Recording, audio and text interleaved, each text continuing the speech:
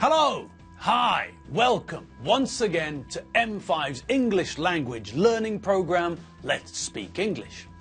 I'm Gav Duncan and I'm here on your TV to help you learn English. Now, are you sitting comfortably? Yes? Good. And are you ready for today's lesson? Yes? Good. Okay, well let's learn English together. And welcome to today's show. It's the first show of the week, and it's here, fresh from the oven, sitting here with a warm, fragrant scent rising from it, like fresh bread. Okay, so, it's the first day of the standard working week, so I have to ask, how was your weekend? Was it fun? Did you all have a good time? Did everyone have fun? What about you, Eddie? Mais oui, mon brave. What? Oh, okay. You do know that this is an English lesson, not a French lesson, don't you, Eddie? Certainement, mon général. Okay. So we know, or I assume, that Eddie had a good weekend. And what about you, Richie? Did you have a good weekend? Yes. Okay, so Richie had a good weekend, and I think that Eddie had a good weekend. And what about the rest of you? Did you all have a bucket full of fun at the weekend? I hope so. And, as we're all aware, this is lesson 301, which means that our last lesson was lesson 300. Which is another very good reason for you to celebrate the weekend in style. So hopefully, all of you had a fantastic weekend, celebrating the weekend and also celebrating the fact that we've completed 300 lessons together. All right, now, who remembers what we were looking at last lesson? Yes, that's right. Last lesson, we were looking at the idea of take, bring and fetch, weren't we?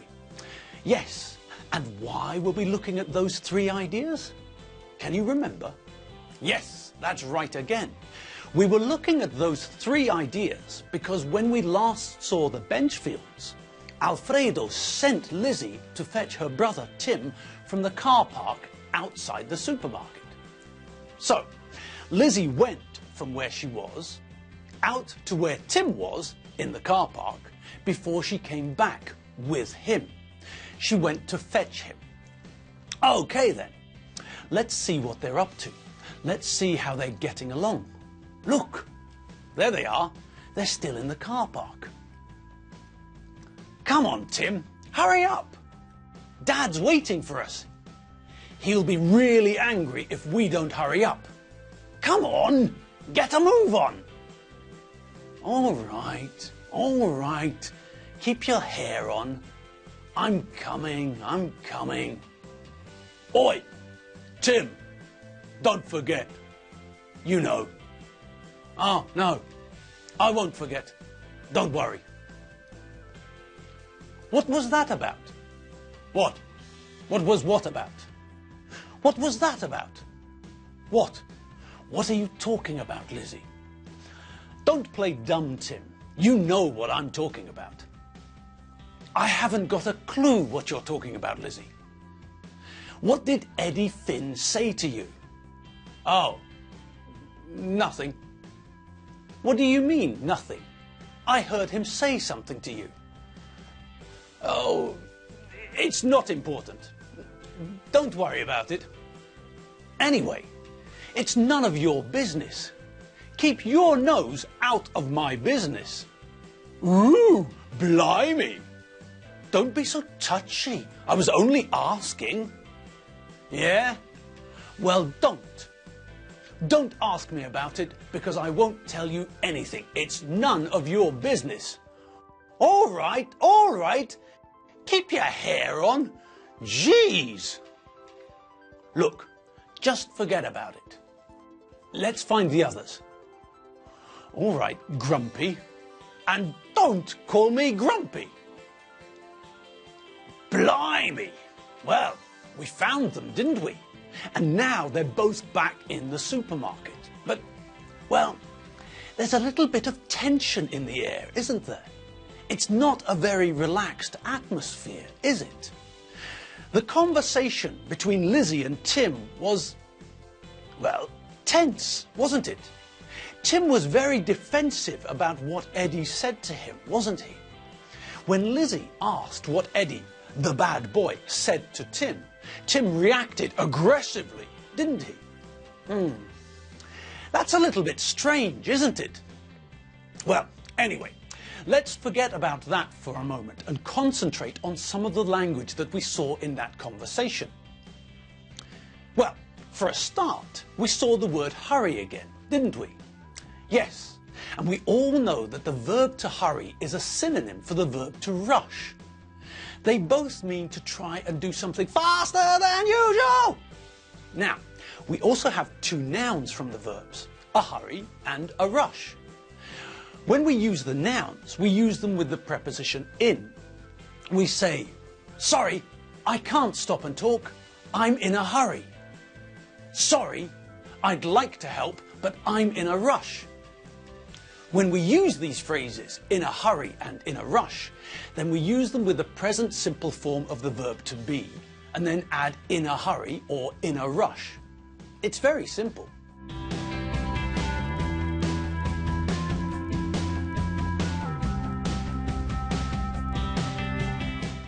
I am in a hurry, in a rush. You are in a hurry, in a rush. Alfredo, Wayne, Doreen, he, she is in a hurry, in a rush. We are in a hurry, in a rush. You are in a hurry, in a rush. They are in a hurry, in a rush. So, as you can see from that table, it's very simple to use this phrase. All we have to do is conjugate the correct form of the verb to be in the present simple. I am, you are, he, she, it is, we are, you are, they are, and then? Well, then all we have to do is add in a hurry or in a rush. It doesn't matter which one we use, they mean the same thing, so you can choose which one you prefer. All we have to remember is that when we use these phrases, we have to remember to use them with the preposition in. Simple. Now, what else did we see in the conversation? Well, we saw that Lizzie used the word hurry in a different form. She told Tim to hurry up, didn't she? Now, this is the most common form we use to tell people to do something faster, when we're giving people an order or an instruction to do something faster. This is the most common form that we use when we're using the imperative.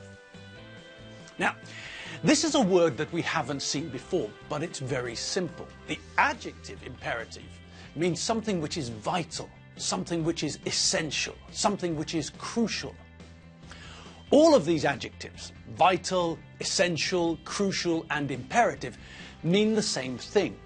They all mean that this is something which is very, very important. If something is crucial, or vital, or imperative, or key, or essential, then that thing is necessary. Air is vital for life. Water is crucial for life. Food is essential for life. Alcohol is imperative for a good party. Okay, so that's imperative, the adjective, but the imperative is also a part of English grammar. The imperative is the form we use in English when we're telling someone what to do. When we give orders to the animals, for example. Stop dancing. Sit down. Be quiet. Shut up. Move. All of those are examples of the imperative. The imperative has the same form as the infinitive, just without to at the front end. And as I told you, we use it to give orders, to tell people what to do.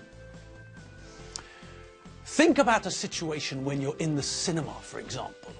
If someone keeps on talking while the film is playing, then what do you do? What do we say? Well, if you want to be polite, then we could say something like this. Can you stop talking, please?